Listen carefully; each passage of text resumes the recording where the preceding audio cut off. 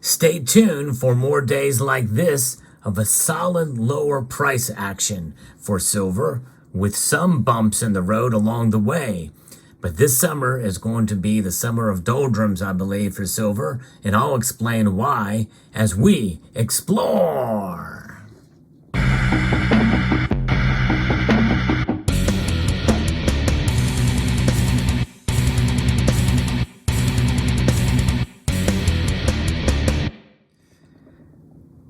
Now, sometimes in the summertime, we see silver prices kind of wane a bit. They fall, and there's not a lot of activity, not a lot of action. You know, a lot of that can be due to people aren't paying attention. People are just not investing in the paper markets, because it's the paper markets that are expose investors to the price of silver, which is kind of controlled by the very paper that they buy. And paper is just an electronic version of silver that's a derivative.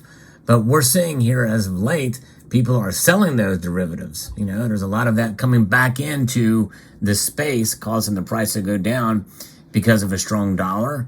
But there's a lot more at play here, and it's not just what we're doing here in the United States with our central bank, but what other central banks around the world are doing. I'll explain. I'm going to be referencing an article here from Kitco.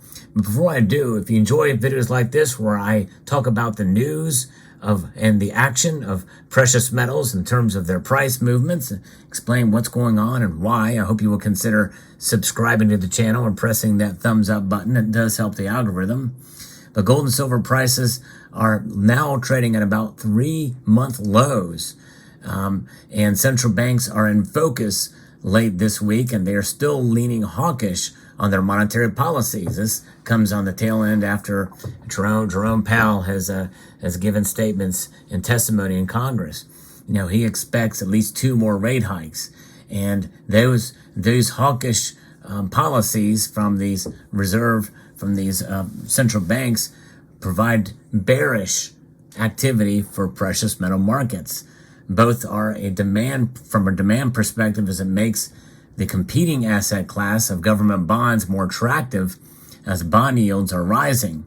August gold was last down $19.40 earlier in the day, but right now, as I record this video, gold is down even more than that. In fact, gold is down just almost a full percentage point, but not down nearly as much as silver is. Silver is the metal to kind of watch here. And many people are saying this could be a buying opportunity, as some of the premiums are starting to kind of wane a little bit too.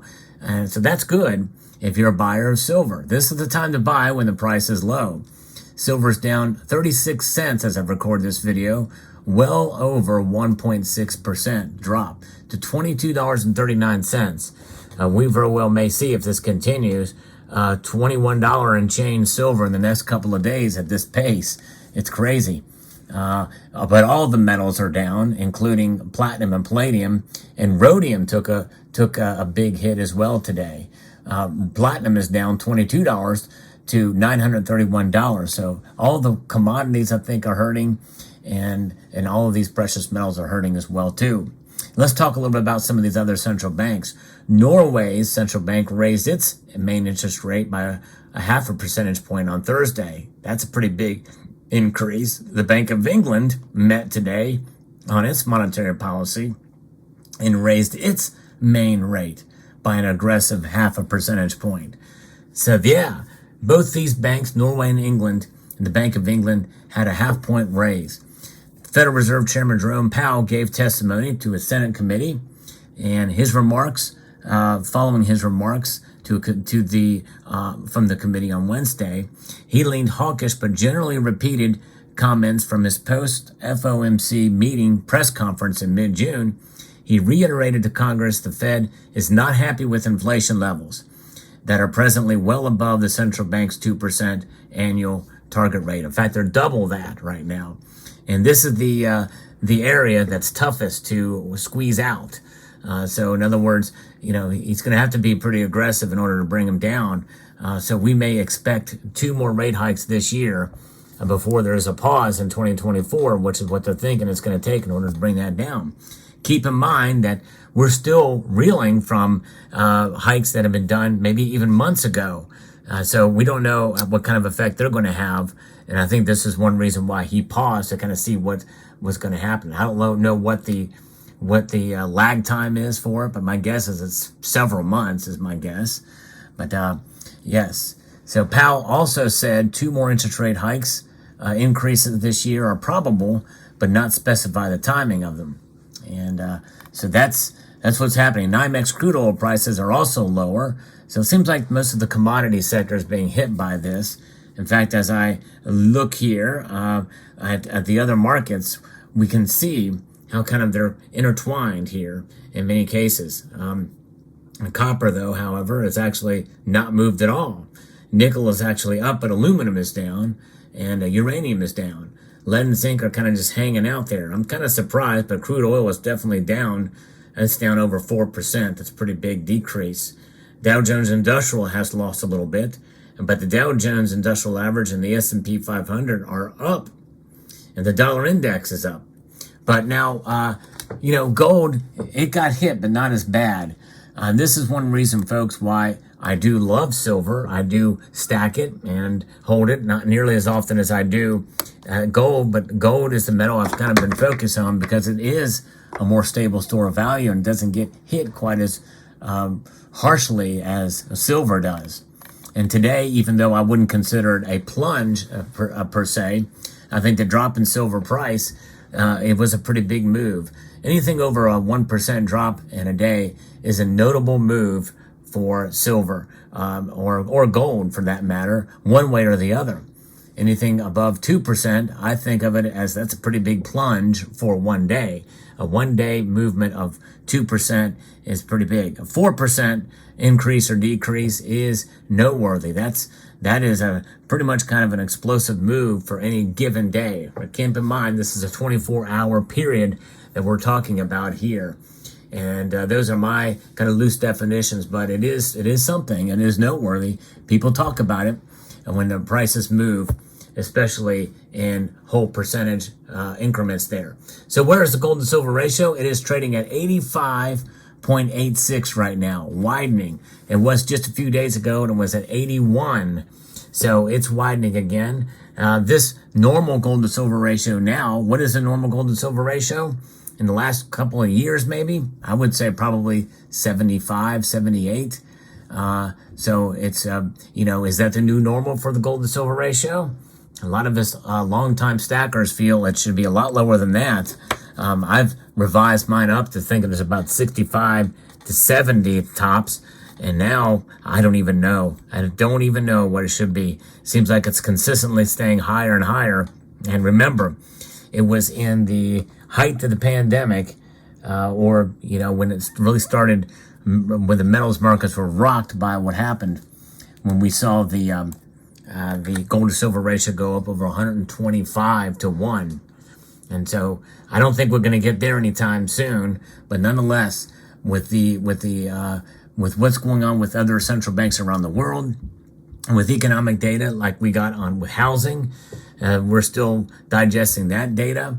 And employment, that quote looks good according to the powers that be, the chefs at the Cook the Books Club.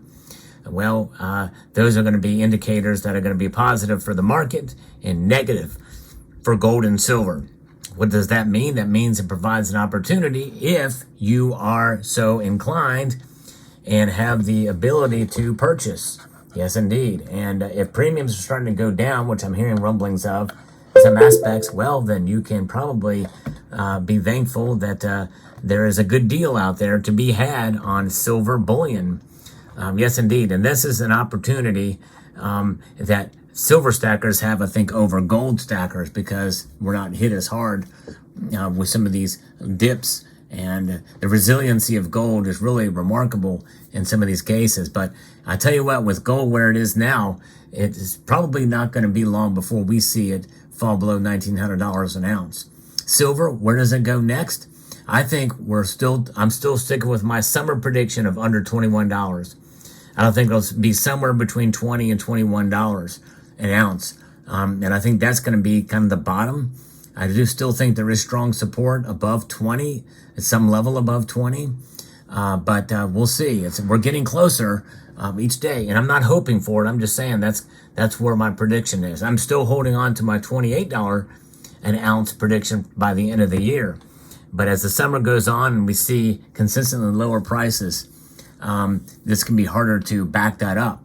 But a lot can happen between now and the end of the year. And I tell you what, with the last 3 days, this kind of market activity and kind of movement, I've seen it go for 2-3 days, 4 days, maybe even 5 days of consistent declines. And then there's a massive correction, and then just kind of rocket back up and stay there, and then start to scoop out a new temporary floor. So that very well could happen. We'll see how it all plays out. But nonetheless, there is your market report for today. Fascinating indeed. We'll see how it all plays out.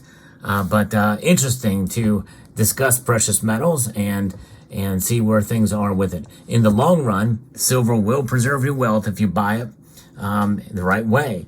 You have to strategically buy silver these days. Yes, you can use strategy, whether it be dollar cost averaging or buying the dips, and hanging on, or maybe even buying and selling at when it spikes up at any given time, and then rebuying when it goes back down. Well, those are strategies for silver that silver stackers may have.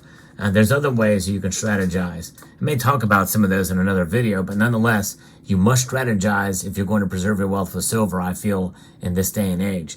Unless you're just holding for a long time. And I've always been a proponent of holding long term. So there you have it. I hope you found this video insightful, informative, and educational.